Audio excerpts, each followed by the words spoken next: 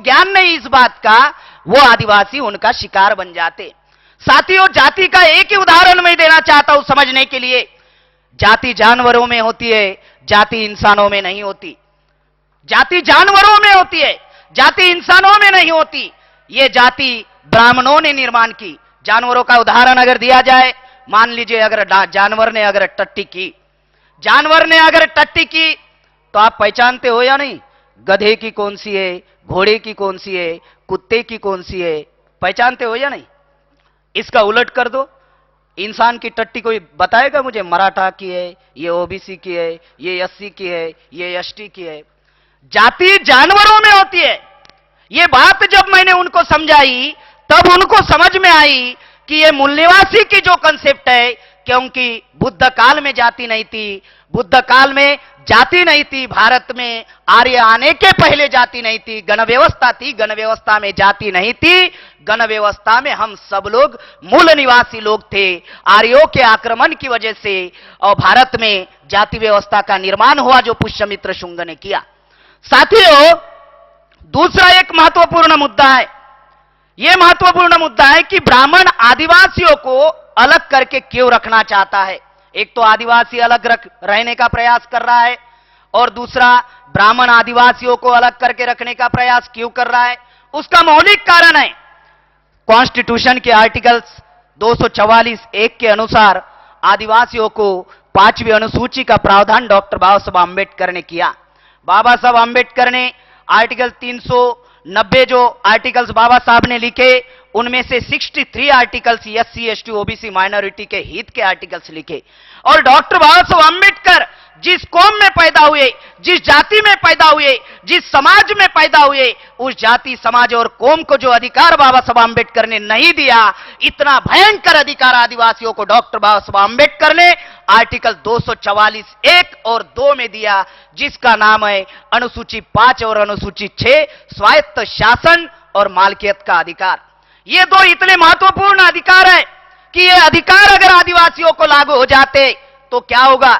ये गवर्नमेंट का ये रिपोर्ट है, ये भारत में करीबन 36 राज्य है, सरकार कहती है 30 राज्य में आदिवासी निवास करते हैं, लेकिन साथियों सिर्फ 10 राज्य को भारत में अनुसूची 5 में घोषित किया गया। सिर्फ 10 राज्य में, एक है आंध्र प्रदेश, दूसरा है महाराष्ट्र, छत्तीसगढ़, झारखंड, उड़ीसा, मध्य प्रदेश, हिमाचल प्रदेश।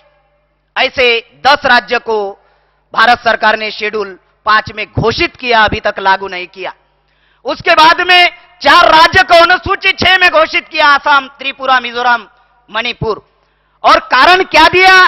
कारण यह दिया कि ये राज्य बॉर्डर के होने की वजह से यहां पे हम लोग अनुसूची 5 लागू नहीं कर सकते, यहां पे अनुसूची 6 उन्होंने लागू कर दी बॉर्डर के होने की वजह से। साथियों, ये स्वायत्त शासन क्या है? इतना मौलिक अधिकार है जिसकी वजह से ब्राह्मण आदिवासियों को अलग करके रखने का अधिकार दे रहा है। टेरिटोरियल पोजीशन जो है, यानी हजारों सालों से जिनका जमीन के ऊपर कब्जा है, जल जंगल जमीन के ऊपर जो कब्जा है, वो कब्जा ये ब्राह्मण लोग जो है आदिवासियों को अलग करके वो जल जंगल जमीन छीनना चाहते। धारा नंबर 3 में लिखा हुआ है अनुसूची 5 में प्रशासन का अधिकार, आदिवासियों का स्वायत्त शासन होगा। तो प्रशासन कैसे होगा? एक कलेक्टर होगा डिस्ट्रिक्ट में और 2 सीईओ होंगे, चीफ एग्जीक्यूटिव ऑफिसर। एक कलेक्टर और 2 सीओ, एक सीओ जनरल का होगा और एक सीओ शेड्यूल ट्राइब का होगा, जो आदिवासी ही होगा और आदिवासियों के विकास एवं कल्याण के लिए काम करेगा। उसके बाद में धारा 4(1) में लिखा हुआ है कि आदिवासी एरिया में ट्राइबल एडवाइजरी कमेटी होगी, आदिवासी जनजाति सलाहकार परिषद होगी, जिसमें 1/3 सदस्य आदिवासी के होंगे।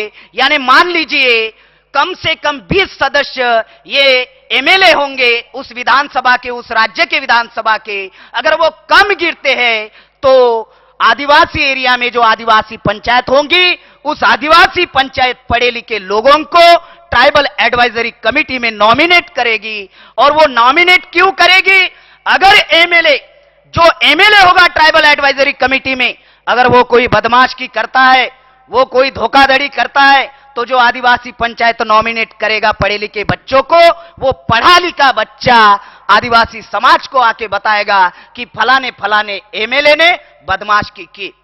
उसके बाद में धारा 5(2) में लिखा हुआ है जमीन हस्तांतरण पर पाबंदी। धारा 5(2) में लिखा हुआ है जमीन हस्तांतरण पर पाबंदी।